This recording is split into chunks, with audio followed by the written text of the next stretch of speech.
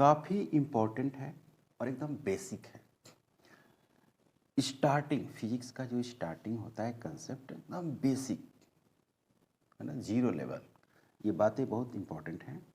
जैसे कि फंडामेंटल या बेस क्वांटिटीज, तो वैसा क्वांटिटीज जो दूसरों पर डिपेंड ही नहीं करती है, वो अपने आप में होती है और 7 होती है जो यहाँ पर लिखा हुआ है, बाद में बात करेंगे।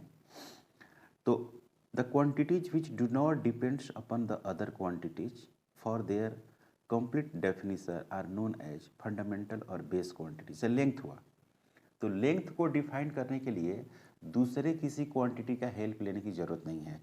जैसे कि लेंथ को अगर डिफाइन करते हैं तो मास की ज़रूरत नहीं है और टाइम की ज़रूरत नहीं है, इसीलिए ये लेंथ फंडामेंटल हो गया। मास को डिफाइन करना चाहते हैं तो लेंथ से कोई मतलब नहीं है और टाइम से कोई मतलब नहीं है, इसीलिए फंडामेंटल या बेसिक बेसिक क्वांटिटी है। डिराइव्ड का मतलब होता है जो दूसरों से बनता है। The quantities which can be expressed in terms of fundamental quantities are known as derive quantities. जैसे कि स्पीड है, तो स्पीड एक डिराइव्ड है। कैसे? क्योंकि स्पीड जो है ना टाइम से डिफाइंड होगा, टाइम और डिस्टेंस से। तो देखिए यहाँ पर लिखा हुआ है डिस्टेंस बटे टाइम। अगर डिस्टेंस और टाइम नहीं रहेगा तो स्पीड नहीं रहेगा। तो कहने का मतलब ये हुआ कि ये इन दोनों पर डिपेंड करता है, इसीलिए ये डिराइव्ड है। मतलब कि स्पीड एक डिराइव्ड फिजिकल क्वांटिटी है क्योंकि ये डिस्टेंस और टाइम से बना हुआ है। वॉल्यूम लेंथ गुणे लेंथ गुणे लेंथ, एक्सेलरेशन स्पीड बटे टाइम, फोर्स मास गुणे एक्सेलरेशन, इस तरह से है। यूनिट्स ऑफ फिजिकल क्वांटिटी, देखिए कोई भी फिजिकल क्वांटिटी का यूनिट आपको लिखना होगा। जैसे कि लेंथ है उसका मीटर, मास है उसका केजी, टाइम है उसका सेकंड। मतलब कि किसी फिजिकल क्वांटिटी को आप किस में मेजरमेंट करेंगे, किस में माप तौल करते हैं, ये बात है, ये काफ़ी इम्पॉर्टेंट है। तो जैसे कि यहाँ पर the chosen reference standard of the measurement is multiple which the physical quantity expressed is called unit of that quantity। जैसे फिजिकल कोई क्वांटिटी लिखे, जैसे मान लीजिए आप लेंथ ही लिखे है ना, लेंथ लिखे, यहाँ पर सपोज लेंथ है, यहाँ पर 2 है, यहाँ पर मीटर है, तो length is equal to 2 metre, length equal to यानी 2 मीटर, ऐसे लिख सकते हैं। ओके, तो यहाँ पर फिजिकल क्वांटिटी हो गया, इसको न्यूमेरिकल वैल्यू इनटू यूनिट बोलते हैं। ओके, अब जैसे यहाँ पर देखेंगे आप, तो यहाँ पर सिस्टम ऑफ यूनिट्स लिखा हुआ है, तो इसमें जैसे MKX लिखा हुआ है जिसको हम लोग जनरली किताबों में लिखते हैं।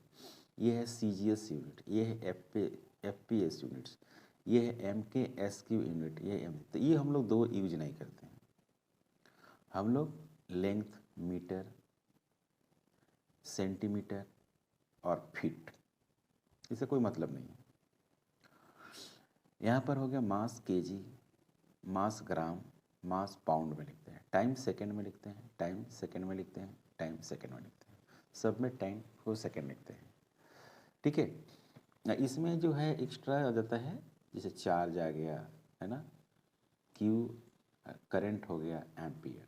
ठीक है, इसका कोई मतलब नहीं है, ये इसी सब का मतलब है ना।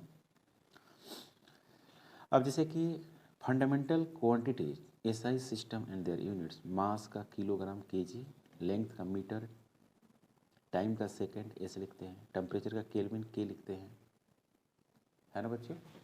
उसी तरह से आपको लुमिनस इंटेंसिटी का भी लिखते हैं, है ना, luminous intensity, candela CD, electric current ampere A, amount of substance mole, ऐसे लिखते हैं। क्लियर? ओके, अब यहाँ पे कुछ इम्पॉर्टेंट चीज़ है, ये भी बहुत इम्पॉर्टेंट है, मतलब कि यूनिट आप कह सकते हैं इसको, यूनिट्स।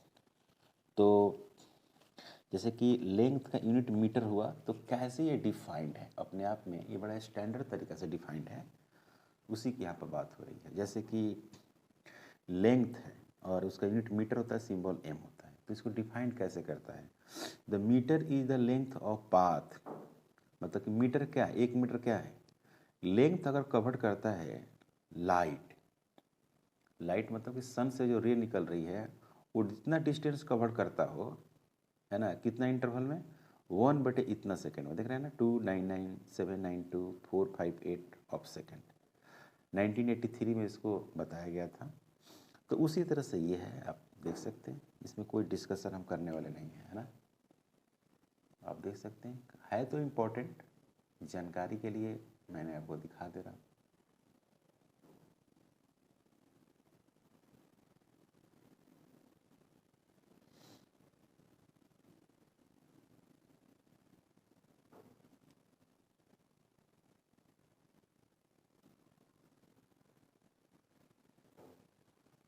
ओके, अब मैं बात करने जा रहा हूँ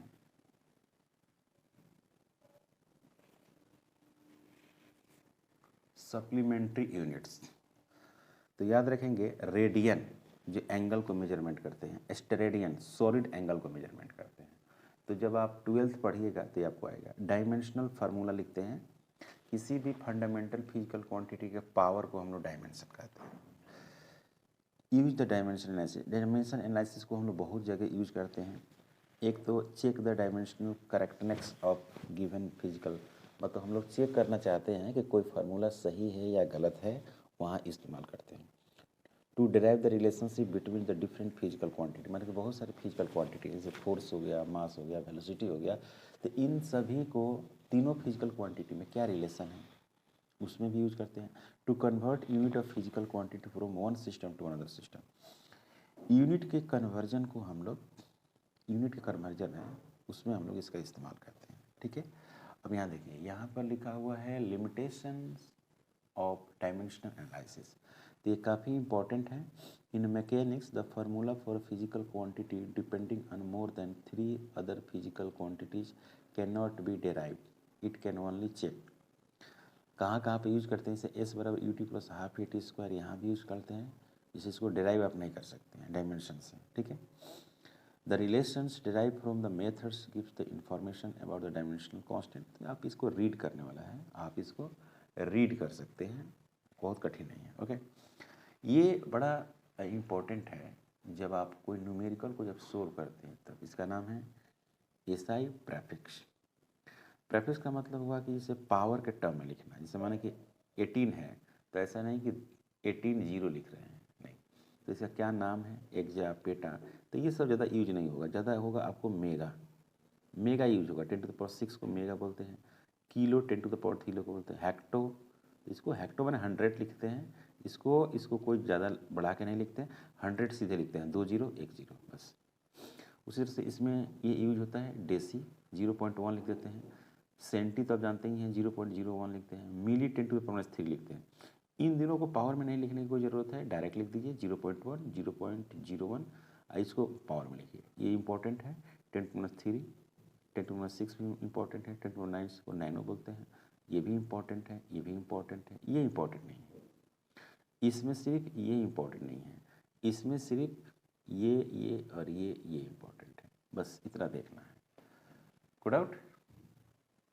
अब यहाँ पर आती है आपको, यहाँ पर आपको आएगा फिजिकल क्वांटिटी और उसकी यूनिट, और फिर फिजिकल क्वांटिटी उसकी यूनिट है।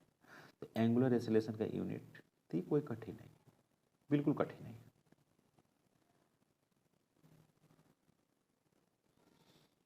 इसके बाद जो हम लोग बताएंगे ना, वो बहुत इंपॉर्टेंट है, ये कोई बहुत इंपॉर्टेंट। फिजिकल क्वांटिटी आप जानते हैं, बेसिक फिजिकल क्वांटिटी का यूनिट तो आप सभी का लिख सकते हैं, इसमें कुछ परेशानी होने की जरूरत नहीं, कोई परेशानी नहीं। ओके।